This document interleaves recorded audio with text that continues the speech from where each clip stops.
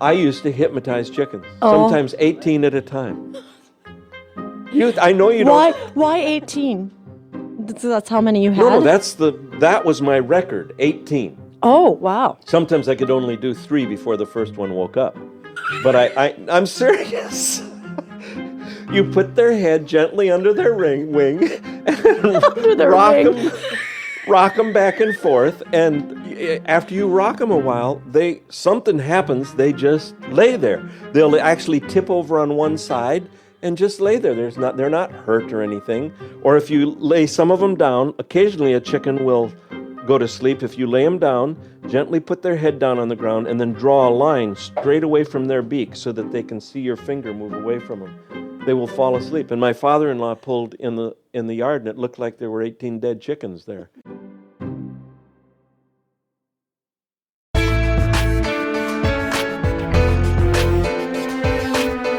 Welcome to the Brand New Me podcast.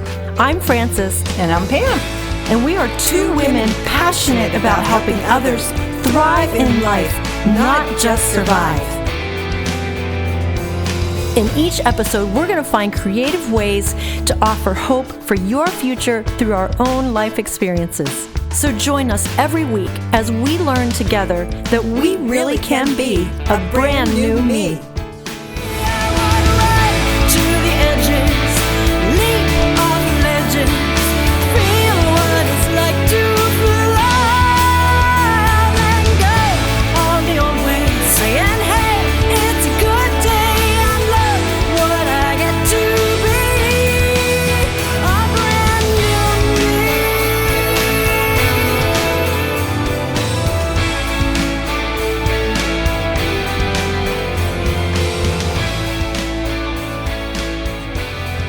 Welcome to the Brand New Me podcast, episode number 6. I'm Frances Drost, and I'm glad you're here. Pam is here also, and we are going to just jump right into this interview that we had with a delightful guest.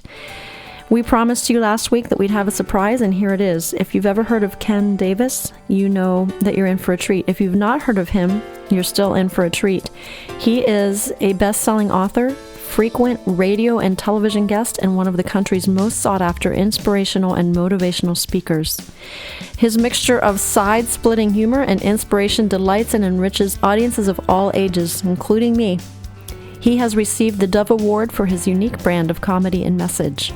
His books have received national critical acclaim, including the Book of the Year Award and the Gold Medallion Award.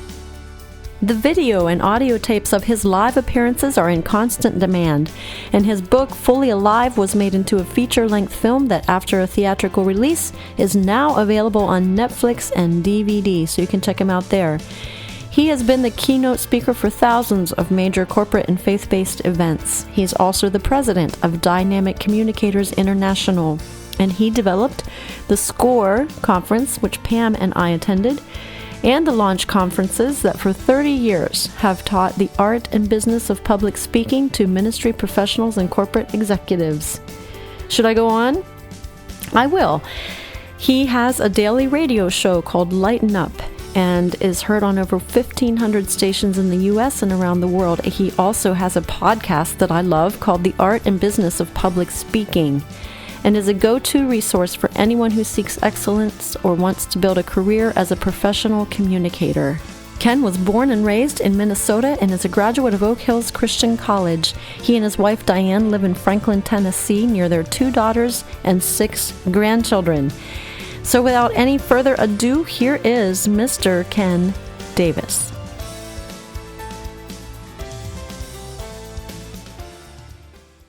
Ken, I just want to start off, first of all, by thanking you for your ministry. You've had a huge impact on my life because I've listened to you since I was a little girl. Oh my goodness. I've gone to see you live. I've listened to your Lighten Up and Live radio show. Now your podcast, and on your podcast I heard about SCORE. So I went to SCORE training a year ago, and you have just blessed my life, both just through laughter, through training, through so many different ways. So thank you for being on the podcast, number one, but thank you more for your life and what you've meant to me. People say, well, doesn't it make you feel old if someone says, I've been listening to you since you were a little girl? No, can I tell you what makes me feel old? What I got from someone the other day. Lady came up to me and said, "My grandma had such a crush on you."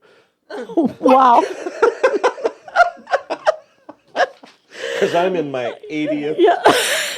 no, my 8th decade of living. There we go. Oh. Pam and I have a passion to share stories, not just our stories, but people who have been through traumatic things or just stuff, and encourage each other how to live, how to keep going. And we want to see people thrive and not just survive in life. And I know that you've just turned 70, correct? Yes. And so you model for us, and we want to model for people too in other age groups that you can thrive all through your life and not to just give up just because you've been through hard stuff. But before we do that, I just have to know, do you really sit at the end of your driveway on your scooter and point a hairdryer at drivers driving by? Have you seen the picture? Yes. Yes, there is a I picture. saw it. That picture was posed, of course, but the answer is yes. I have been encouraged by the local law enforcement. That isn't a good thing to do. If I were to take you to my home today, I would show you the scooter that I was on yesterday. I drive it around. And is it pink? It's pink. It is pink. And I wear a pink helmet. And I really need to get a pink coat. I have a black leather coat that I use, but I need to get a pink coat for it too. It takes a man to do that, a confident man to do that.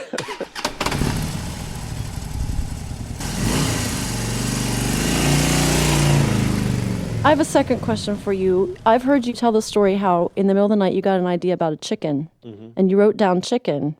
And to this day, you always say you cannot remember. And I just need to know, every time you tell that story, I'm listening to the podcast and I go, Ken, have you ever thought about what the chicken illustration was? Never did. Never. Okay. To this day, I have no idea what that meant. And I have a notebook full of some pretty powerful sayings and ideas. And there are also in that notebook 2 or 3 words that at one time were a brilliant idea that I have no idea what it is today. That's why I encourage people to write down not only the few words that describe the idea, but in enough detail so that it will trigger the rest of what we want to talk about. Did we not? I'm pointing now to my technical assistant here. This morning, we were in a conversation where we literally, as we were talking, new ideas were coming to us for podcasts, and we wrote those down in enough detail so we could remember them. But that's absolutely essential. Write it down. And your stories are priceless. Even if you never use them in a speech, they're priceless for you. Write them down. Go back over them. Think about them. And that's when you begin, that opens up new memories for you.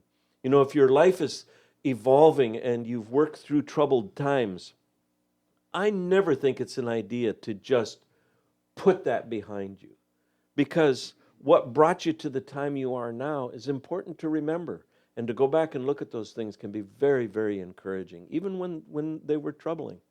Yeah. So I have another question. If you do write it down and you can't remember, and this is more of a serious question, does it just mean that it wasn't worth remembering, or that you just can't remember? This is what it means. It very likely was worth remembering. It definitely means you can't remember. And proof of that is you can't remember. Yeah. It is not worth spending hours and hours and hours trying to remember what the chicken illustration was. And I wonder if we didn't talk about it this morning. I told him we're thinking of doing a new, I bet you I know what it was. Hypnotizing the chickens. I used to hypnotise chickens, sometimes 18 at a time. I know you don't. Why 18? That's how many you had? No, that was my record, 18. Oh, wow. Sometimes I could only do 3 before the first one woke up. But I'm serious. You put their head gently under their wing and rock them back and forth, and after you rock them a while, something happens. They just lay there. They'll actually tip over on one side and just lay there. They're not hurt or anything. Or if you lay some of them down, occasionally a chicken will go to sleep. If you lay them down, gently put their head down on the ground, and then draw a line straight away from their beak so that they can see your finger move away from them. They will fall asleep. And my father-in-law pulled in the yard, and it looked like there were 18 dead chickens there. It was at his farm. So maybe that's what the chicken, I don't know. Oh, I'd feel honored if I helped you remember your chicken story. Do you know that every time you tell that story in the future, I will feel relieved that now I know what the chicken story might have been. We're not sure. Well, anyway, I know who you are because I've heard you since I was little, but we still encounter people who have no idea who you are. So again, before we get into the granddaughter story, just tell us, how did you become such a well-known, and may I add, funny communicator? The funny part started when the doctor slapped me and said it's a boy. It was born into me. It continued to grow as I tried to protect myself in a very difficult high school situation where all of my buddies were athletes and I was the funny guy that played trombone and was in choir and the sissy, so to speak. I remind people that bullying didn't start in 2000 and what is it now? 20? 17, yeah, 2017. And memory was lost long before that. But anyway, bullying didn't start, this year. It's been around for a long, long time. So I used humor to kind of take the edge off of the bully, and it worked. I mean, it really worked. And then I used it to get personal attention. Somewhere along the way, mid-career where I was working a lot of nightclubs and being very successful there, I decided I wanted to use it to impact lives. And that's when we began to do our own programs. I started my own company, and we've just never looked back. We've been so fortunate and so blessed. There has never been a time in my career when we've had to pick up the phone, call people and say, will you hire Ken Davis? We've never had anybody like that. What has happened is the phone has rung often enough so that all throughout our career, to this day, we have to turn down requests to come because we just can't take them all. That is awesome. And laughter, it's fantastic. It is. Frances and my new podcast is called Brand New Me. And we like to focus mainly on trying to overcome life and getting through life and still enjoying life, because so many people, as I put it, they are still on the couch. Because I know when I went through a situation in my life, it was so hard for me to get off the couch. I was reading your book, Fully Alive, and I love it. I would love for you to share with our listeners your little story about your granddaughter, Jaden, and tell us how that impacted your life. Jaden was the culmination of a life change for me. Her first impact was a picture that was shown of me on the beach holding her hand. I was probably 60 pounds overweight at the time. I was suffering with depression on a regular basis. I couldn't tie my shoes without breathing hard. And I remember looking at that picture and thinking, if this little sweetheart of a princess were 100 yards out in the surf and needed my help to save her, I couldn't do it. As a baby, when I would walk into the room, Jaden would go crazy. Her arms and legs would begin to go. We've always had some kind of very special connection. And I was struggling greatly with depression. And I woke up one night and said to my wife, I need to get to a doctor now. And so we gathered up the grandkids who happened to be with us. Jaden was one of them. And you may or may not have heard this part of the story, but it'll help people, your listeners, realize how close the connection was between Jaden and I. We were headed for the doctor. The children knew nothing of what was going on. They just knew that it was the middle of the night, we'd gotten them up, and we were headed somewhere. And Jaden was in the back seat, and she said, I think we need to pray. And so she made her sisters, that was part of the thrill of it, to make her sisters do something, bow their heads. And I heard her little voice as I was suffering in the front seat say this, Dear God, please don't let my grandpa be afraid. Help him think of bunnies and happy faces. And then she stopped for a while and she said, don't let him forget about Jesus. And she couldn't say amen. She always finished her prayers with all the men. She's 13 now. We don't let her say that. Right. Yeah. Exactly. So this little girl, very close to me, we were with the family camping in the mountains of Colorado, and she walked away from a campfire that we had built there in the middle of nowhere. There was a logging road that went up through there. Actually, it was a mining road that went up through there. But this wasn't a campsite, where a bunch of people camp. It was our place. And she walked away into abject wilderness looking for her grandpa to help me gather wood. We didn't know she was gone. Her grandmother thought she was with me because I was out gathering wood for the fire. I thought she was with her grandmother, and we got back to camp and sat there for a little while, and then someone said, "Where's Jaden?" And it was just a terrifying experience. We hunted for over 4 hours for her. I lost my voice and all my strength. Ended up collapsed in literally a swampy, muddy area that I was looking for her in, with no voice, no strength left. I couldn't get up. I realized I couldn't take one more step. I had to rest until I could gather myself. And I remember praying and saying, "God, you can have everything. You can have." I had everything. I had 2 homes. I owned my own airplane. I just made a list of it, and I was praying, of course, inwardly, that you can have all of this. You can have my career. And then I broke down and said, "Take me if you need to, but please bring this baby back." Wow. A teacher and her husband, I didn't know this, about that same time, had headed up to climb one of those mountains.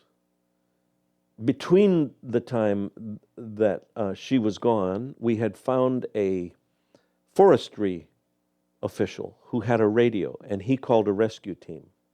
They had come, and they had lined up a mile above our camp to search downward, because they told us children do not go uphill. They take the easiest route when they're lost. They keep heading downhill. The teacher and her husband were just emerging from tree line, which is about 11,500 feet, ready to climb this mountain. And they spotted some color underneath some bush. Thought it was a backpack or something someone had left, and went over, and there sat my little granddaughter. Oh. And so the story goes, basically the teacher said, "Are you okay?" And she said, "I cannot speak with you." And because she wasn't allowed to talk to strangers. And this marvelous teacher said, "Oh, I bet you think I'm a stranger," something like this. Right. "I'm not. I'm a teacher. My name is Molly," which just happened to be, quote unquote, the name of our family's best friend. "Are you okay?" And my little granddaughter said, "My grandpa is lost." And that was the beginning of the end. When we were reunited, I had been struggling. I had been coming back from not only being overweight. That picture they took of me, it was horrible. It looked like a walking manatee. I was huge. I tell people now that what disturbed me not so much was the physical condition, but I realized that was a snapshot of my soul. I'd started coasting. Interesting. You used the word sofa. I was in my own sofa of life. I had made it. I had somebody say I didn't need to work another day in my life, which almost became my death warrant. So all of that had happened, and to be honest, I had been lost. I was still talking about the God that I loved, but I really had allowed that whole relationship to slip. As I was holding her hands, someone took a picture of me holding her hands when we were reunited, and they said, "What were you saying to her?" And my response was, I was telling her, "You have been a bad, bad little girl." And of course, nobody believes that. That's the last thing you would say. I said, "Okay," then I said to her, "How many times have I told you you're not to leave the..." And that isn't what I was saying to her. What I said, I memorized. It was just, "I love you, over and over again," just choking out those words. "I love you, Jaden."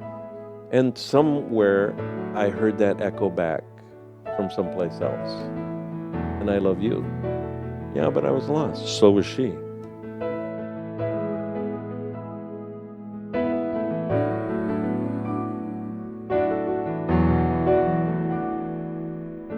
Sometimes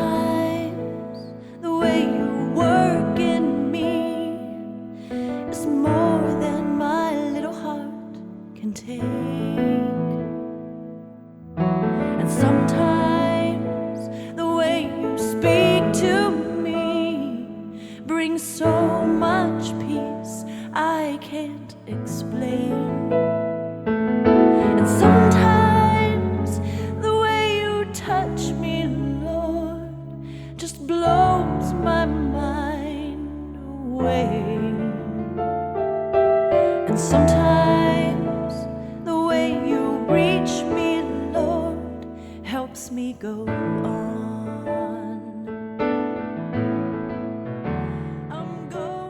I'm so grateful, even though that was a little while ago, what a wonderful ending it had. Oh, yes. I mean, I just hear the story. I wasn't involved. Yeah. I wasn't there. But it touched me when I read it because I felt like it could have turned out so much worse. Can I tell you another, an adjunct to that story? I felt the same way. I struggled for a year with this question. It rattled around in my brain like a small rock in an empty pail. What if she hadn't been found? What if she had perished? Would you still be out there talking about the things you talk about your faith in God? And I really struggled with that. I went back to that spot and actually built a little altar there out of rocks because I just lost it. I mean, I was weeping. I found the ribbon where the rescue team made me tie that on a tree. When they came, they said, "Show us the last spot you saw her." And I tied that ribbon there. And I still have that ribbon somewhere, but I found that ribbon, and I realized there that if there was ever a time that I would need the faith that I had proclaimed for so many years, it would be if she had gone. To know that God had loved her even more than I did, to know that we had been blessed to have her for a period of time, it would have been very, very difficult, but without that, I couldn't have made it. So I started adding that to my message with great fear because I knew that if several thousand people, 10,000, 15,000 people, somebody in there has lost a grandchild or a child or a husband or a wife. And I begged their forgiveness for telling this story because she had survived. I said, tomorrow I will hold her in my arms. But I still believe, and I told him about going back and seeing the ribbon. And I got off the stage and I was trembling. I went outside and there was a line that went out the building and down the street waiting to talk to me. The first lady to talk to me showed me a picture of her 2 grandchildren. And forgive me, this is very difficult to say, and I don't want it to get in the way of what the message of your podcast is. They had been murdered by their own mother. And she put that down and grabbed me by the lapels. And I thought, I knew it. And she said, don't ever stop telling people that God is good all the time. I couldn't have survived without it. Next guy was a policeman who lost his son. Next person was a person trapped in a wheelchair, wondered if I could help her. She was in the chair because she didn't like to breathe hard. The doctor hadn't put her there. She put herself there. And it just went on and on. So that was how Fully Alive came to be. Does that make sense? I hope that's helping. It totally makes sense. Yeah. You know, I too have lost a child. Oh, my God. And so part of this is I was so grateful. I was so grateful that you found her. Yeah. But no, and you don't feel like, oh, why did that happen to me? What? Yeah. No, I just feel like I'm blessed that God kept her in your life. One of the reasons we have the podcast is Pam has a very tragic story, and it doesn't end very well, but she's made it through. And the listeners who've been listening already know her story, but her husband committed suicide. Oh, my goodness. And he was a pastor. And she's now remarried, but she's been an example of making it through. Mm-hmm. And so we're not afraid whether people's story ends well or doesn't end so well. We want to find all kinds of stories, both kinds, to offer people hope, no matter how the story has ended in this life. That's right, because I think that as we read the story of our life, as it plays out in front of us, and this is what these people taught me. I mean, they were so inspiring to me. People like you, in your story and how you've come out of it. When you have a solid foundation where you know how it ends. You've read the book. We haven't come to the end yet, but you know how it ends. I don't know of any other thing that can lead you there. You know, sometimes I get a little hesitant to talk real clear about my faith, but the truth of the matter is I wouldn't be here today through all the depression and stuff, I would not be here today except for that solid foundation. And I wanted to ask you, because I know a lot of people struggle with depression, do you have any idea what led to it, what caused it? Or did you just wake up one day going, I'm really depressed? I think part of it is there's more than one answer to that. And I've gone through a lot of counseling that have dealt with that. I think that I was prone to it as a result of my genes. Not jeans. Like, my don't jeans buy a aren't too certain tight. brand of jeans? But I think part of it was my genes, so there was a propensity toward it. I think another element that contributed to it is I am a perfectionist.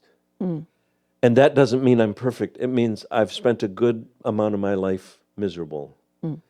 I think another part of it was never being able to take hold of the fact that God loved me just the way I was. I think pastors are caught in a situation where if they fail,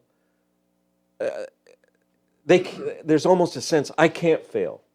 And personal failure was a part of what triggered my first depression.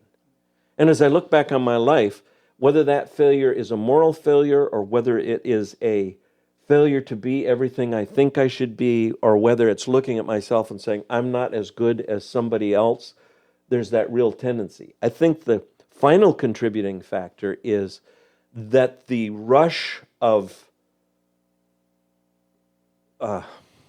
being on stage, helping other people, being in that instant. I have had times when I have been so physically sick, I can't move, literally laying on the floor, unable to move. And then they come in and say, you're on in 5 minutes. For the 30 minutes that I'm on stage, I'm fine. And then they call an ambulance afterwards because I can't even stand up anymore.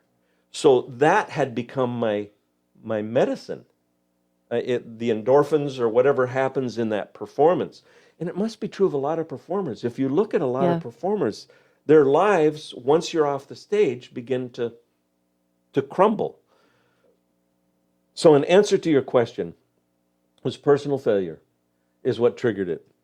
So even though people looked at you on the outside and said, you're successful, you wouldn't need to do this anymore if you don't want to, it was how you perceived your own self. How I perceived myself. Absolutely. Absolutely. Well, thank you as a very well-known speaker and author for being honest about that kind of thing, because I think that's so helpful to people to know that we're all in the same boat together. But, well, I think that's helpful for people. I just wish the people who think they've got it together would back off and admit the truth. Yeah. Because it's so hard for people to get help for fear that they will look weak. Yeah. That's why God came. We're weak. Yeah. We need help.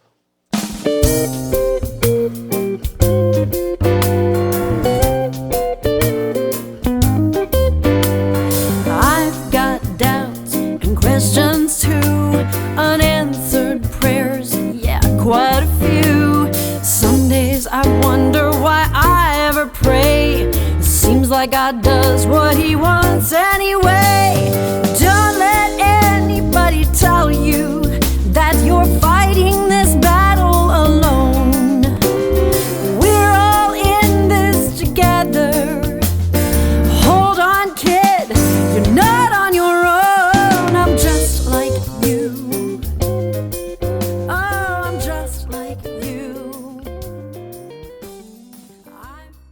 In all of our episodes, we end by asking 3 questions. Okay. And they tie right into what you've been talking about. And you've already been giving us lots of advice, but just to wrap it up in a nutshell, the 3 questions would be, what have you learned from your past?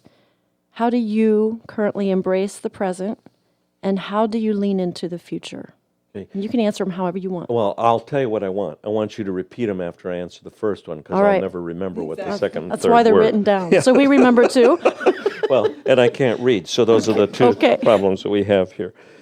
What have I learned from my past? I just delivered this to a group of comedians from all over the United States. maybe there were some from a couple of other places in the world. I've learned that I've got nothing to prove. I don't have to prove myself. I wish I could go back and take back those years when I was sassy to the teachers and when I said inappropriate things, when I used humor in inappropriate ways. I don't mean I had filthy humor. I just used it to get attention. I wish I could go back to the years when I would get up and entertain for that rush. The rush was the way they responded, rather than what it is now. And I really say this with all honesty.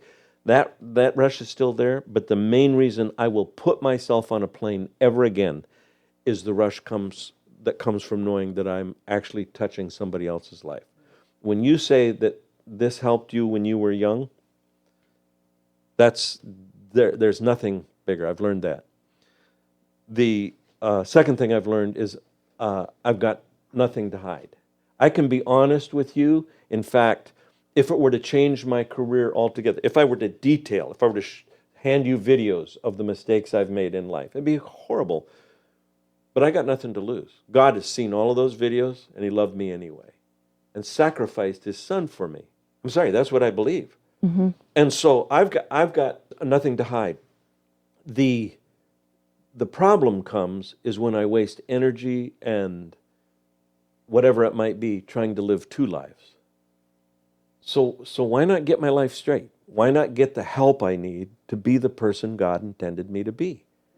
And then finally, I think I've learned from my past that I've got nothing to lose. It's what we were talking about before. My story goes further than my funeral.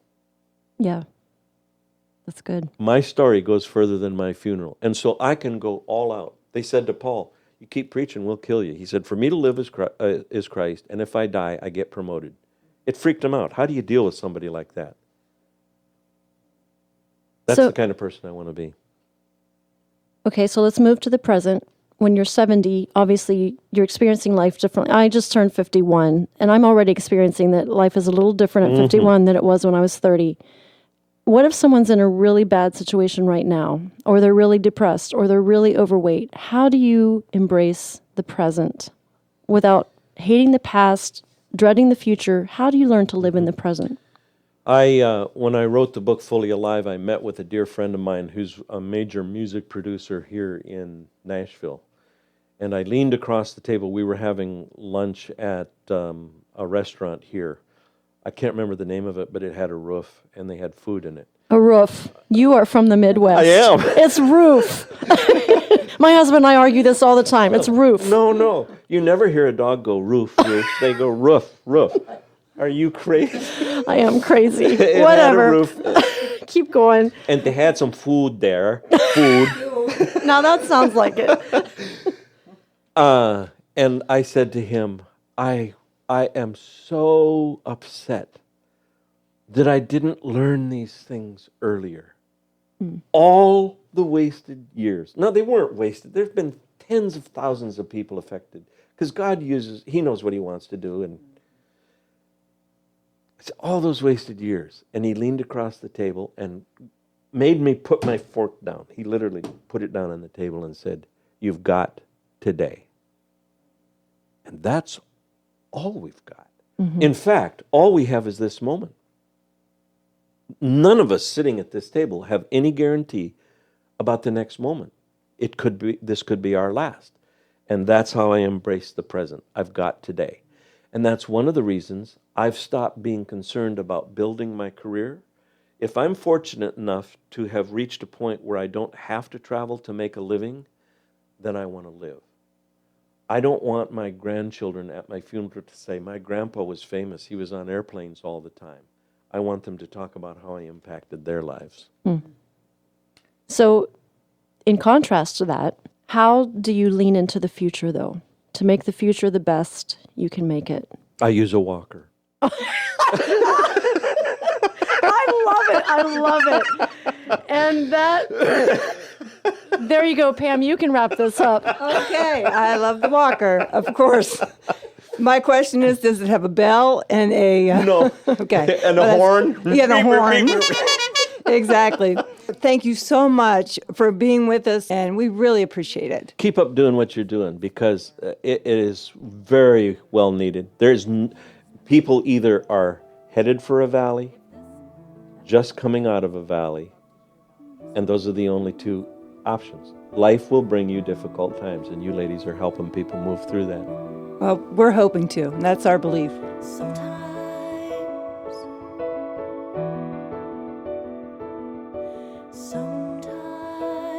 the way you speak to me, If you are enjoying this podcast, please let us know. We would love to hear from you. Our email is brandnewmepodcast@gmail.com. That's brandnewmepodcast@gmail.com. You can also check out Ken at his website. His website is kendavis.com, KENDAVIS.com.